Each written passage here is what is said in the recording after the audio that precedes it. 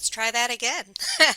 Welcome to the Nutrition and Aging Resource Center's webinar, Making Your Meal Program Thrive, Addressing Ageist Culture and Practices. We are very excited to welcome Dr. Lisa O'Neill, who is the Associate Director of Education and Policy at the University of Arizona Center on Aging and Clinical Assistant Professor in the College of Medicine. In addition to developing geriatric education materials for community and academic audiences, Dr. O'Neill serves on several statewide councils and boards advocating for older adult services and care. In 2015, she was named Gerontologist of the Year by the Arizona Geriatric Society, and she was a 2019 to 2020 Health and Aging Policy Fellow. During today's session, Lisa will share information about the University of Arizona's Center on Aging project called Thrive.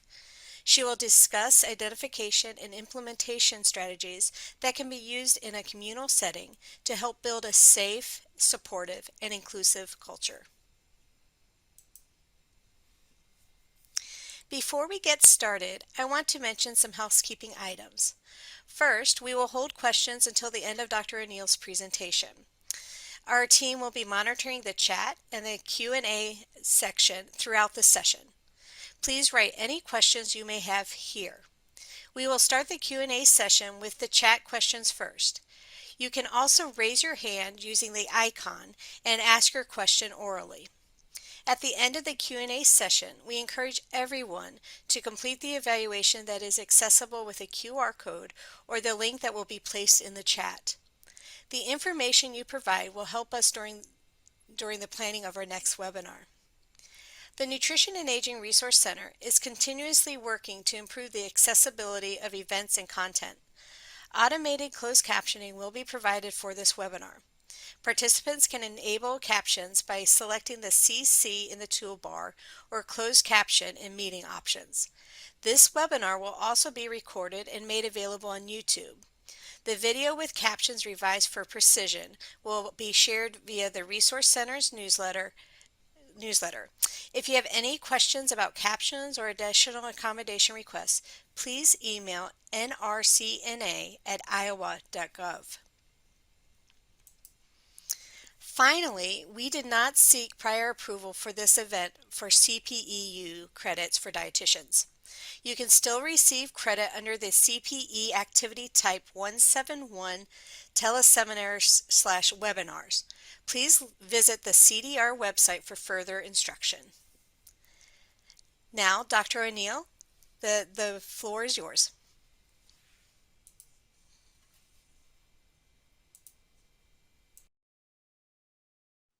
Thank you. Let me just get set up and I will share my screen. It looks, hang on a second.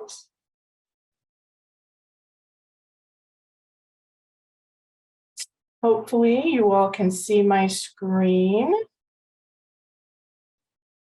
I can't see the chat right this minute, but I'm going to assume all is well, that you guys can see everything that you need to see.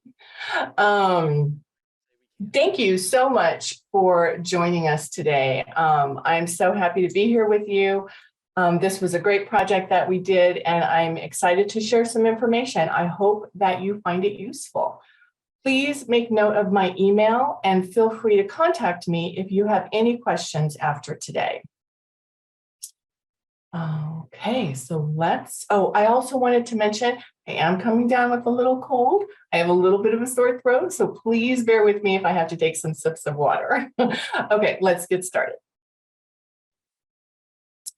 Okay, so here are today's objectives. By the end of this presentation, hopefully you will be able to identify socialization challenges that older adults encounter in communal settings, describe the evidence-based public school program, Positive Behavior Interventions and Supports, and explain how to adapt evidence-based school strategies to communal settings to build a safe and inclusive culture.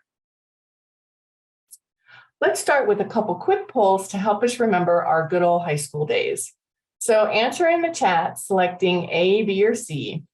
When you were in high school, were you popular, well-known, had lots of friends, or did you have just a handful of close friends? Or were you a bit of a loner? And it's really important to note that for many of us, these answers could change from semester to semester, from year to year. Let me experiment and see if I can see B and C, popular, B, A. Yeah, takes us right back, doesn't it? Second question. Answer in the chat, yes or no. Think of high school at lunch. At lunchtime, did you sit and eat with the same people every day?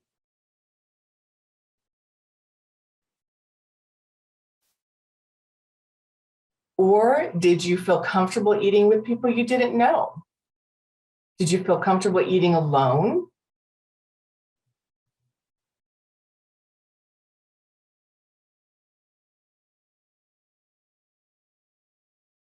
Says the chat is disabled. Alone or not eating? I sat with the same people every day. And would you skip lunch if your normal friends were absent?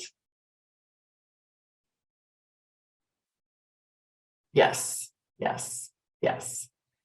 I agree. If my best friend wasn't at school, I was pretty quiet back then, and I would not have even considered going into that lunchroom alone.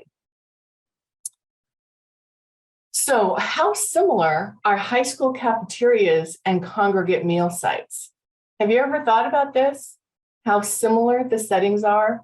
Everyone arrives at different times and not necessarily with friends. Everyone stands in line to get their food, and sometimes standing by people they know, sometimes not.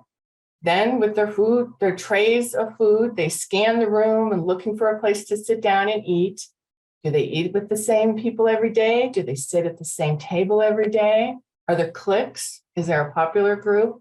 What if their usual group isn't there? What if other people are at their table? What if they're new? What if they don't know anyone? What if all the tables are full? Do you remember any of these feelings from high school? I know that I sure do. So here's a little background information. A few years ago, we did a project that focused on how independent and assisted living facilities ensured an emotionally safe, supportive, and inclusive environment, because there was growing evidence that this was becoming pretty challenging for many sites. The project was funded by the American Senior Housing Association and was done in partnership with Watermark Retirement Communities and Matter Lifeways. Similar to senior centers and congregate meal sites, these communal living environments can provide wonderful opportunities for older adults to develop new and rewarding social relationships and to engage in activities that promote personal growth and satisfaction. However, many older adults are reporting that their experience in these settings reminds them of the challenges they faced in high school. They often discuss emotionally painful stories of not fitting in, the challenges of navigating around cliques, and trying to deal with bullying and other tensions. So we're recognizing that behaviors like saving seats for friends, not wanting strangers to sit at the same table, or verbal ridicule aren't isolated to children or young adults, but that it's a problem that spans all ages. And we realize that even if a site can eliminate obvious issues like bullying, that doesn't ensure a culture of supportive health and wellness. So during our project, we had many challenges that we needed to address, such as diversity of the site's population. Diversity spans culture, ethnicity, personality, and health belief systems. Just look at personalities. You have to consider introverts and extroverts. An introverted older adult may become isolated in an environment that rewards the extrovert and fails to support the quiet, introspective person. In addition to diversity, another challenge that has to be considered is how everyone ages differently. Each older adult has unique aging-related issues and personal experiences. It can be especially hard for older adults who are navigating aging-related health conditions in a community where everyone is growing older differently, and where each person may have different perceptions of their own aging as well as others around them. which brings us to the challenge of ageism, the stereotyping and discrimination against individuals or groups on the basis of their age.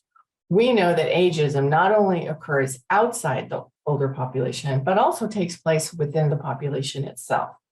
One of the interesting things that we learned during our focus groups was that many residents felt that any adult using any kind of assistive device, such as canes or walkers, should not be allowed to live in an independent facility. They felt that those adults should be moved into an assisted living facility. It was very apparent that since those challenges weren't happening to them personally, they didn't want to be inconvenienced by them. So staff and residents were encountering these challenges every day, and they managed the underlying tensions and dramatic eruptions as best as possible, but all without a roadmap. So our goal was to give them a roadmap. The sites we worked with realized that as the older adults they were serving were continuing to age, aging-related conditions such as cognitive decline, increased fall risk, hearing and vision impairments would become more and more common. And to be successful, their programs needed to be designed to meet those continually evolving needs. So we looked at how others were solving this problem in their own populations, and that brought us to look at high schools. High schools without a culture of shared values often result in students who are marginalized and lack the security and inclusiveness they need to succeed. Over the past 20 plus years, public schools have developed many programs in an effort to make their environments safe and engaging. The most successful school programs adopt a multifaceted approach for culture building that combines clear expectations of staff and students, targeted education and monitoring, and structured opportunities for new students and their integration into the community. These programs were founded on the core belief that the degree of social connectedness has a direct impact on emotional and physical safety. They developed and utilized shared norms and positive incentives. And most importantly, they believe that everyone, including those who are most effective, should have a role in developing and implementing the community's shared norms. And one successful school example is positive behavioral interventions and support. PBIS has been successfully implemented in more than 25,000 schools nationwide, K through 12, and emphasizes 5 interrelated elements: equity, systems, data, practices, and outcome. I'm just going to give you the highlights of PBIS, but if you want to learn more, I suggest you go to their website, pbis.org. There is a wealth of information there, and they share everything. So I highly recommend it. When utilized, PBIS interventions have demonstrated decreases in bullying and harassment, increases in feelings of belongingness, decreases in violent and aggressive acts, and a positive effect on climate for teachers, staff, and students. PBIS doesn't give any kind of prescriptive intervention. It doesn't say, here's how to combat bullying. The basic framework involves identifying a specific problem, doing a needs assessment on a focused area, gathering some data, and then designing an intervention specific to that problem. It's not about understanding the whole system. You don't want to take 6 weeks to do a needs assessment, but you also don't want to create any interventions without some sort of data, because you don't want to make assumptions that something is working or not working. You have to ask questions. You have to get a bit of data. It's also important to note that what works at one site may not work at another site. So there has to be some flexibility and independence involved, which is why PBIS is a framework and not a program. The language frames. Language is critically important in PBIS. The language we use every day provides a glimpse into our own underlying beliefs, and our beliefs impact our behavior. So language frames are verbal messages, like a partial script, that can be created to address underlying fears, frustrations, or biases. So we can use language to provide phrases for everyone to use, which in turn will help reshape other people's language, which will reshape their beliefs and change their behavior. So it's not about changing their minds, it's about changing their behavior in order to change their minds. So here's an example. The sign says, "Keep off the grass." So how does that make you feel? Do you think everyone will feel the same way? How likely are you to stay off the grass? So if you have a second, if you could let me know in chat, how does that make you feel? Would you stay off the grass just because of that little sign? Maybe, maybe not. So maybe we can frame messages to get better compliance. Someone says, "I would definitely stay off the grass." Someone says, "No issues, I'd stay off the grass." Someone says, "Really, it would make me want to run right through it." That's funny. Take off my shoes and run through it. It's funny. I'm going to talk about this in a second, but some of us are clearly rule followers and some of us are like, So maybe we can frame the messages to get better compliance. Here's another example. How is this? Is this one a little better? So let's continue I'll scan the chat. But if messages are going to change behavior, they need to be framed to be inclusive and to help people understand what's going on. There's significantly more compliance this way. People in a choice situation want to follow what others are doing. Politeness helps, but not as much as being socially inclusive. So even "please keep off the grass" may not be as effective as "please don't go off the established walkways. Help us protect the natural vegetation of this park." Research shows that 80% of people will in fact keep off the grass because 80% of us are naturally rule followers, which is what I thought when I saw this sign the first time. I thought, well, of course I'll stay off the grass because the sign says so. But what about the other 20%? There are about 15% of people need to be reminded roughly 3 to 4 times, and over time, they'll eventually shape their behavior and follow the rule. But there is consistently about 5% that are hard to reach, and they require more support. So part of PBIS is when you are planning an intervention, you plan for not only the rule followers, but also plan for the extra support that the other 20% might need. So PBIS is not static. It's meant to be done in cycles. You revisit what you've done in intervals, you reframe, rethink what was done, and to make sure you are still going in the right direction. Okay. So shared norms. Shared norms are shared understandings, sometimes called expectations, within a group of people, which guide person-to-person interaction. And as people follow shared norms, the degree of connectedness increases. So these norms have to be crafted communally so that the commitment remains high. The language of social norms communicate what we do here and how we feel about it.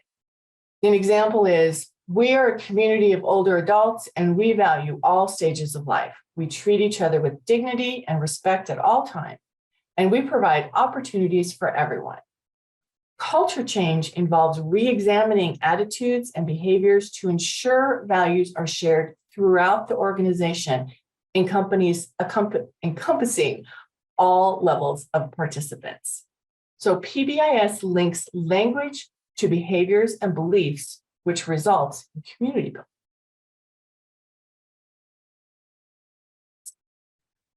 Leadership, management, staff, volunteers, and participants all need to be educated on appropriate language frames that you use. You want to incorporate these into daily conversations to minimize unintended ageism, ease uncomfortable situations, or manage difficult requests. People like to know the why, so tell them. If you're using new language to help your site be more inclusive, let people know. Help them recognize the changes. It will encourage buy-in. The goal is to have the language frames become a shared norm throughout the site, with everyone modeling desired behaviors.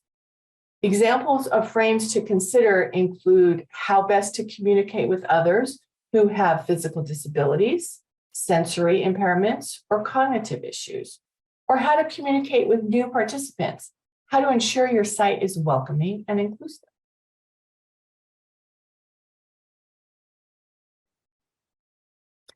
This is an example from our project. So the identified project problem was that residents wanted to have access to their mobility aids at all times during meals, but the devices were crowding the dining area and creating a fall hazard for staff and other participants. So the solution was to move the devices outside the room, but to have someone on call to return them without delay if needed, because residents feel very uncomfortable waiting for devices to be returned quickly. So to make them feel safe, that was really an important part. They needed to know they could get their devices back quickly. The language was changed by adding new verbs and nouns like park, vehicles, and valet. So they went from, we need to take your walker away, to a new language frame, something like, we would like to park your vehicle. Can we valet your walker? And over time, the system was positively received. Establishing new processes can take a bit of time, but it's worth it. So first, you want to develop a vision and shared norms to bring about a culture change. And then you develop a system to match that vision using language as the connection to emotion and ultimately to the desired behavior. Positive reinforcement is often the missing piece to many efforts that try to bring about change. You want to be sure to include everyone, leadership, management, staff, volunteers, participants. When a new language frame is used or the desired behavior is completed, positively reinforce it so the person does it again.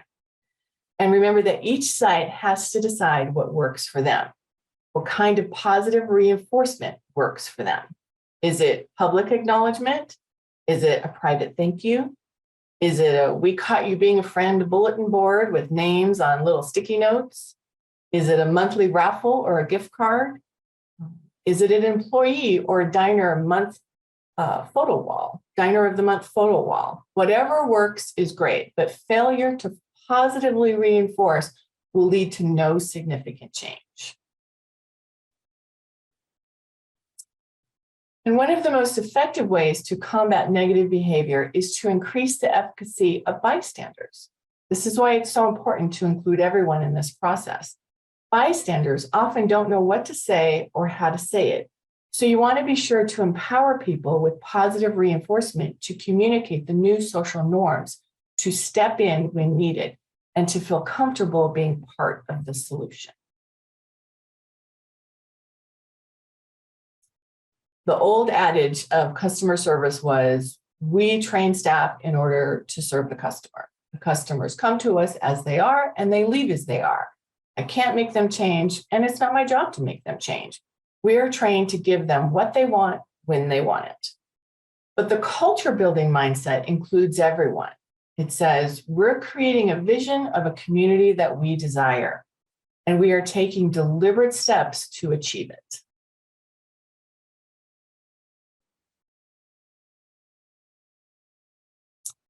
So one of the deliberate steps that we took with our project was empathy training. Many older adults experience changes in hearing, vision, energy, voice, cognition that make communication challenging. And if we realize that we're losing patience when communicating with an older adult, enhancing our empathic skills can help us get past those moments of frustration.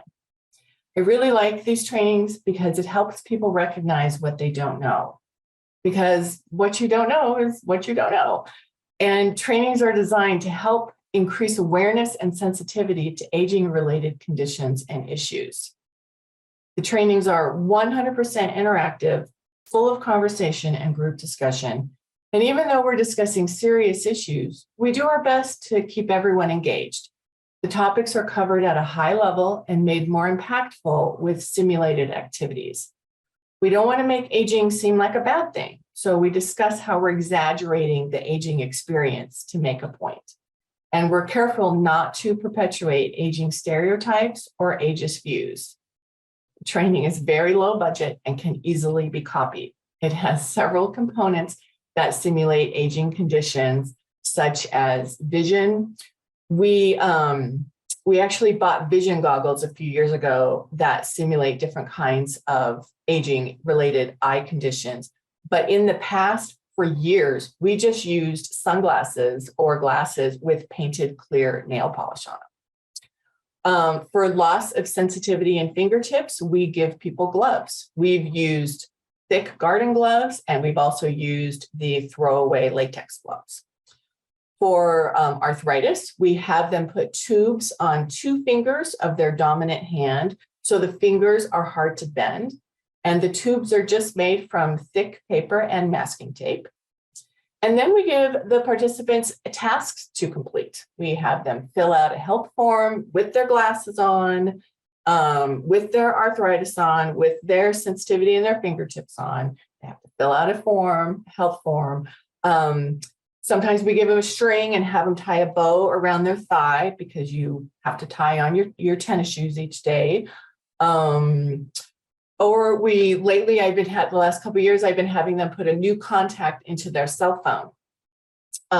For a long time, I used to have them fill out a check, but no one knows how to do that anymore. So I moved on to the cell phone. For taste, we give them a Hershey's chocolate kiss.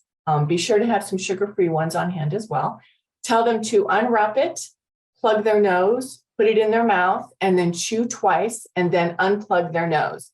The flood of flavor is usually pretty surprising. And then we discuss how eating bland food with no flavor can lead to nutritional issues. And maybe they'll stop eating, or they only want to eat what they can taste, like salt or sweets. And we discuss other topics such as ageism, depression, social isolation, elder abuse, and fall risk. So unfortunately, I can't go over every aspect of the training, but I thought I would share 2 components that might be helpful.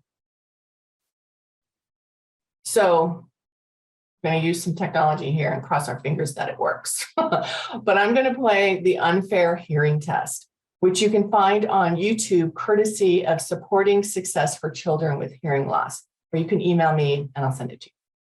The unfair hearing test reads off a list of the same words 3 times, each with an adjustment to different frequencies in the recording to simulate different types of hearing loss. So we're just going to listen to the first list. I'd like you to get a piece of paper and write down the 10 words that you hear. I'll give you a second to get your paper, to get your pen. Cross your fingers that this works. This is an unfair hearing. The word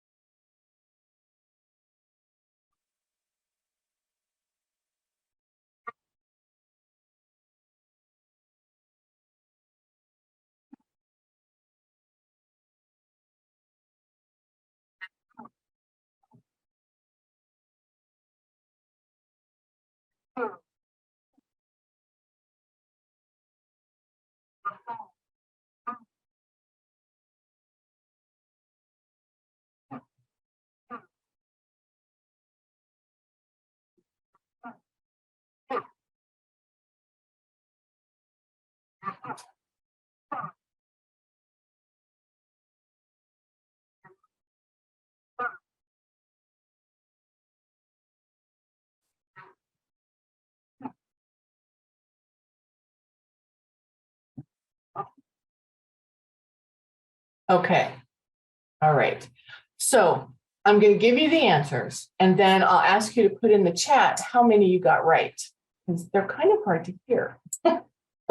So the first one, number 1, is fill, F-I-L-L.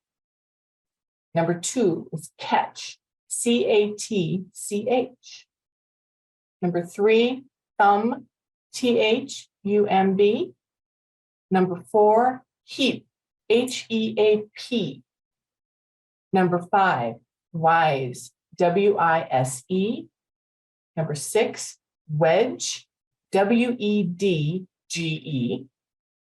Number 7, fish, F-I-S-H.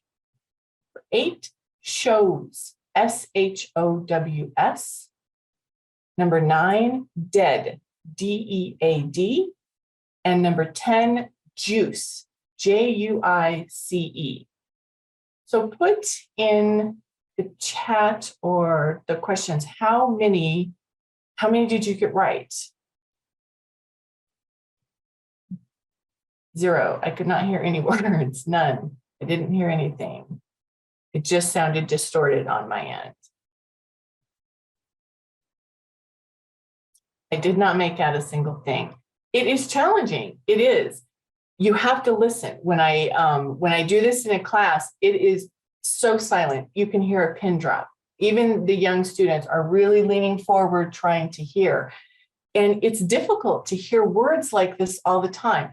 Have you ever had someone say, I get so tired of people mumbling. I can't hear well. That's what they're hearing. It's very faint. It's kind of mumbled. And imagine hearing words like this all the time, how challenging crowded places like dining rooms would be. It makes it even worse. Normal background noise like air conditioners, TVs, conversations at other tables are all an issue. Think of the words that rhyme: dead, bed, wise, wide, heap, heat, juice, tooth, and how difficult it can be to follow a conversation if you think they said dead, but really they said bed. The sentence probably won't make any sense. So you have to think, what was the environment when you were trying to listen to this? Was it noisy? Was it quiet? Was there background noise? In our training, we discuss things that you can do to help someone with hearing loss hear you better, such as look straight at them, talk slowly and enunciate, make sure that your face is not shadowed, talk in a loud but a low voice, ask them to repeat what you've said, use visual cues, point, wave, etc. And beware of facial hair because mustaches and beards can make lip reading harder. So the second thing that I can share with our empathy training is something that we call the loss game. So I'll just give you some directions on how it works, but we give everyone 5 small pieces of paper, and we ask them to write one thing on each piece of paper that is important to them. Something in their life that they really enjoy, pets, friends, family, possessions. It can be anything, but it needs to be something truly meaningful. Once they have the one thing written on all 5 sheets, we ask them to hold them up like they're playing cards. And when all the participants have their papers held up, the trainer asks them to choose one item to give up. So the trainer then acts as life and goes through the room and collects this one piece of paper. And then we read off some of the things that people have surrendered and comment on any themes. It is usually pretty funny when I have a class full of younger students because typically, almost without fail, some of the first things they give up are their boyfriends or girlfriends. Although I did have someone give up food first thing once, which was interesting. So next, the trainer has them hold up their pieces of paper again, and this time life takes one thing away. The trainer randomly goes through and selects one piece of paper from each person. They do not get to choose. And then as a group, we discuss which is harder, to give something up or to have something taken away. Some will say it's better to choose. Others will say they prefer not having to be responsible for the choice. So it's a really interesting conversation. So the game's not over. The trainer then asks them to hold up their remaining pieces of paper, and life passes through the room again, and this time takes two things from each person. Then the group discusses examples of how losing one thing might lead to other losses, such as eyesight issues might impact your ability to drive. An inability to drive might lead to loss of social activities. The death of a spouse might mean the surviving spouse has to move because the financial situation has changed or they can't live alone. And this move might remove them from their social group. So we feel these are really important conversations because often in life, one loss creates a domino effect that leads to more losses, and many people just don't appreciate that fact.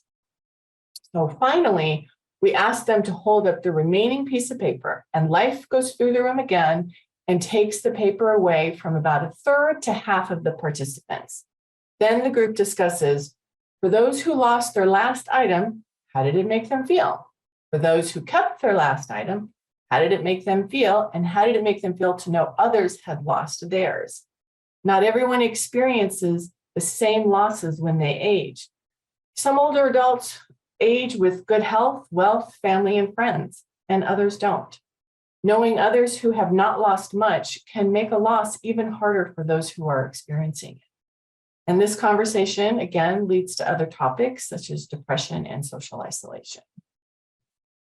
So we really encourage the empathy training. It's really eye-opening, even for people who have been in the field for 20 years. Almost everyone walks away with a new bit of knowledge. So I was asked about an initial first step that a site could do if they were considering taking a deep dive into their culture. And one potential idea is to host 1 or 2 focus groups. I would suggest holding separate focus groups for participants and staff, and try to discover if there are any unwanted situations that are occurring, when and where they're most often occurring. See if you can identify any trends and try to learn more about the attitudes that could be behind any negative behavior. I've talked to several people over the last few months who manage congregate meal sites, and most of them felt they did a pretty good job with new participants.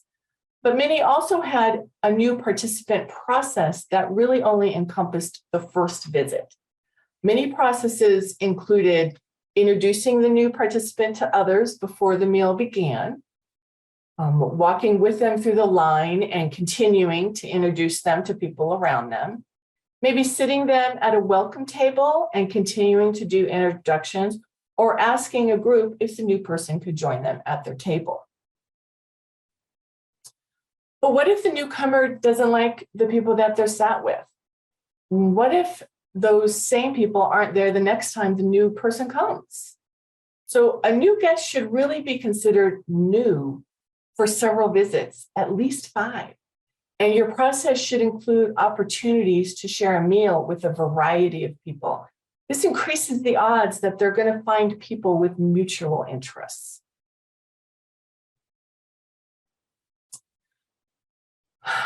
Okay, so story time. One of the people I spoke to about congregate meal sites was a friend who manages several sites. And he routinely visits the sites to make sure that everything is going smoothly.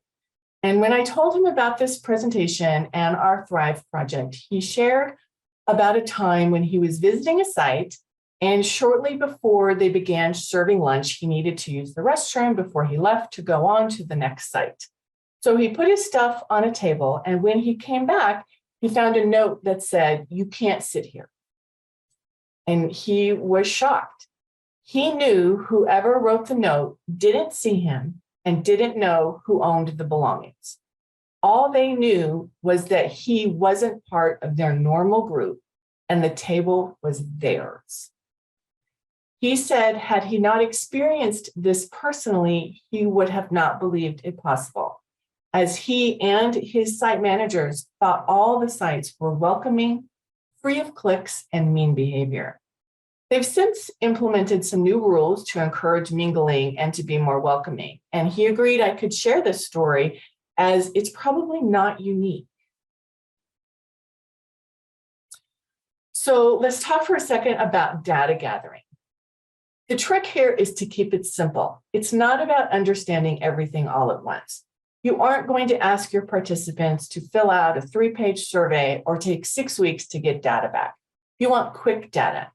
A quick yes or no 3-question survey is perfect. Print it on slips of paper that you put in the middle of each table for about a week and collect the answers in a basket by the exit. Example areas you can focus on are the welcome process, cliques, microaggressions. So possible questions for participants could be, do you feel comfortable here? Do you have someone to talk to? Have you been offended by a conversation this week? And be sure to ask management staff and volunteers to answer the same questions, but maybe use a different color sheet of paper so when you're looking at your data, you can separate the two groups. But their questions can be, do you think all the participants are comfortable here? Do you think all the participants have someone to talk to each time they come? Do you think participants are offended by some of the table conversations or conversations they hear while in line getting their food? And maybe you'll find out that the participants feel comfortable, but they don't always have someone to talk to. So you can work on improving socialization skills, creating appropriate language frames, maybe on how to start a conversation with a stranger. Be sure to create language frames for staff and participants. Maybe you'll find out the staff thinks everyone is always comfortable, but the participant surveys don't really back that up. Or maybe you'll find that everyone is comfortable and people always have someone to talk to, just like you thought, and now you know for sure. If you do implement an intervention, be sure to repeat the survey every 6 to 8 weeks to monitor your progress. You need to find out, is it improving your goal? Do you have a process that works? Are you making a difference? These are some intervention ideas to welcome new participants. You can pick a handful of tables that always have 2 seats open exclusively for new people. You can have a welcome table where new people sit for several visits and encourage other diners to share a meal with them. Or you can have a few people who act as a meal buddy for new people and rotate through the buddies so the new person gets a chance to meet several buddies. And here are some intervention ideas for the environment. You can normalize the use of pocket talkers at tables. Pocket talkers are inexpensive, portable amplifier and assisted living devices that improve the ability to hear in loud and noisy environments. They reduce background noise and can be used with headphones or a neck loop. I'm pretty sure they're available pretty cheaply on Amazon. You can also minimize centerpieces to make sure that people across the table can lip read if they need to. Anything you can do to facilitate lip reading would be really helpful. You can use place cards for conversation starters and rotate them around the tables. So here's a PBIS example for congregate meal sites. Step 1, identify a problem area. So let's say diners don't want to sit with other diners who don't hear well. They can't follow the conversation. Step 2, how is the current situation not meeting the needs of your community? The behavior is leading to isolation and feelings of being unwanted and unwelcome. Step 3, identify any resistance to change. Look at current beliefs and behaviors. So beliefs, it's a lot of intolerance, fear of own mortality. I don't want to be reminded that this might be my future. Behaviors, impatience, telling others, don't sit here. There's no room for anyone else. Or folks are just ignoring the people they aren't comfortable with and maybe acting angry or frustrated if they have to deal with them anyway. Step 4, what messages will communicate your desired results? What messages will communicate your desired results to create new social norms? So use easy to understand verbiage with positive framing. Would you mind if Kelly joined your table today? Would you be so kind as to join Kelly at the new person table? And how will the new expectations be reinforced? Training, monitoring, reminding, and positive reinforcement. And step 6, how will the new expectations be monitored? Quick evaluation surveys, 2 to 3 questions left on the table for a week, and then ask again every 6 to 8 weeks. So here are the key points that I'd like you to remember. Environments change. Every site has management, staff, volunteer, and participant turnover. What may have been a welcoming and inclusive culture at one time may not be working for everyone now. So data gathering shouldn't be overwhelming. Don't get caught up in the process. You aren't doing research. 2 to 3 question surveys are a quick and easy way to gather information and make sure your site is really everything you want it to be. Get everyone used to filling out the surveys, to expecting them and to filling them out. They see them all the time. They know what to do. They get used to the process. Review and share the results. If no change is needed, that's okay.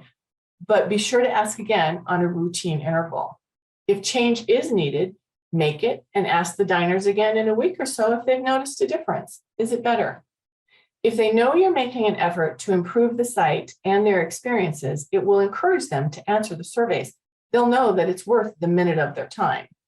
And be sure to ask questions that you are 100% positive you know the answer to, because you might be surprised. So as we finish up, I wanted to thank you all for the hard work that you do every day for your community. You make a big difference in people's lives every single day. Please, again, note my email and feel free to contact me at any time. Thank you.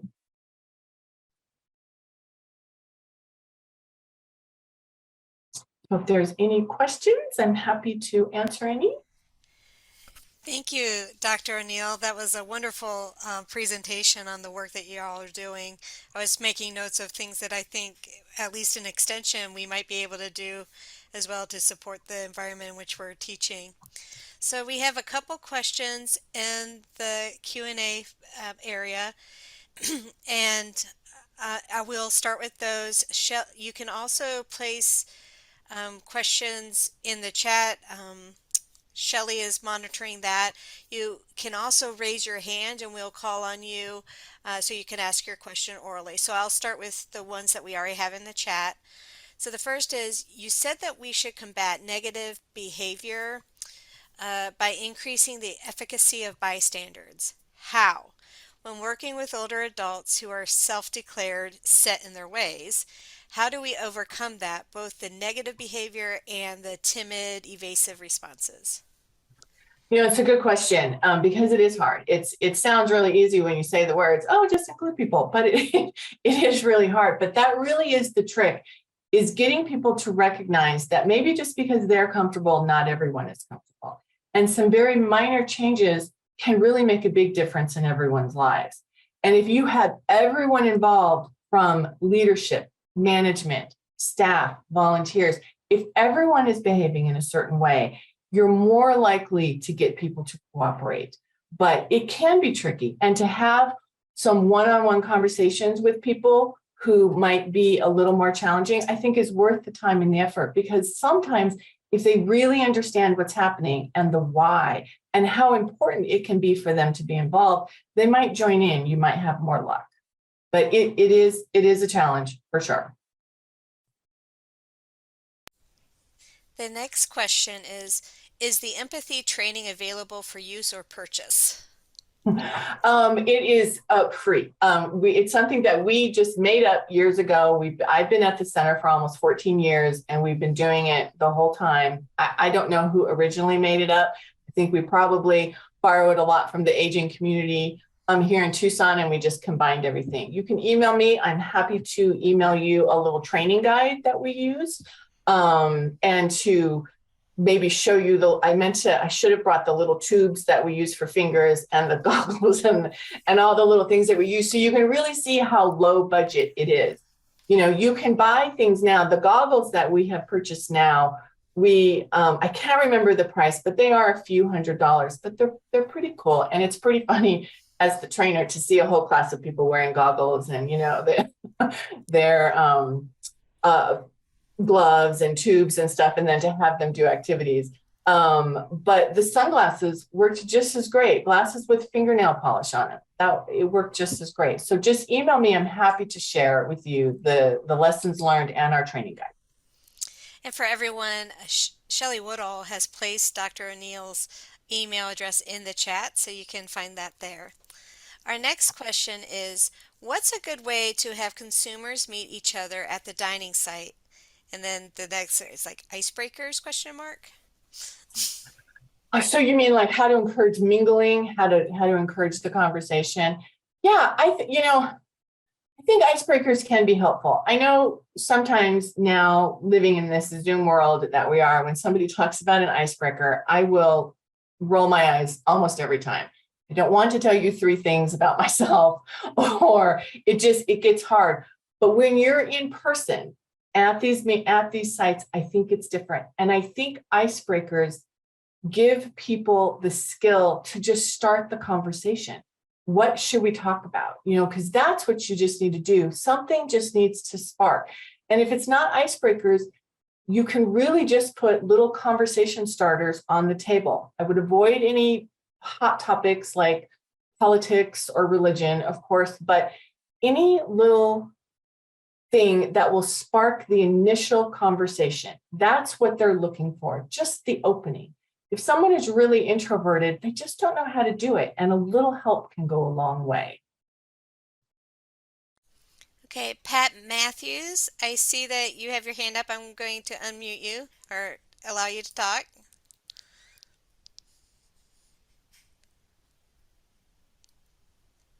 Pat, I think you're muted. Yeah.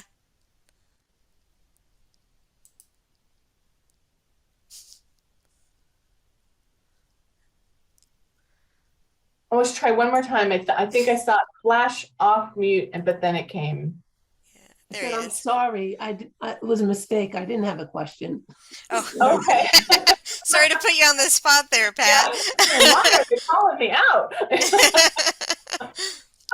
What other questions do y'all have for Dr. O'Neill? And again, you can raise your hand and we can unmute you, or you can put it in the Q&A section of Zoom or the chat.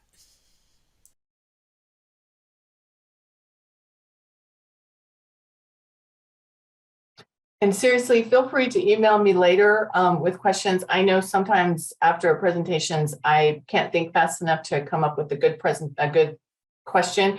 But later I'll be like, oh, I wish I had thought about this, or I wish I would have asked that. So just feel free to email me. I do have a comment, and I'd just like to share it with you. I love this presentation and think it's a great opportunity with reopening of congregate sites to help assure all feel welcome. So that was sent to the host and panelists. So just Well, thank you. thought I'd read that out. You. All right. What other questions do we have?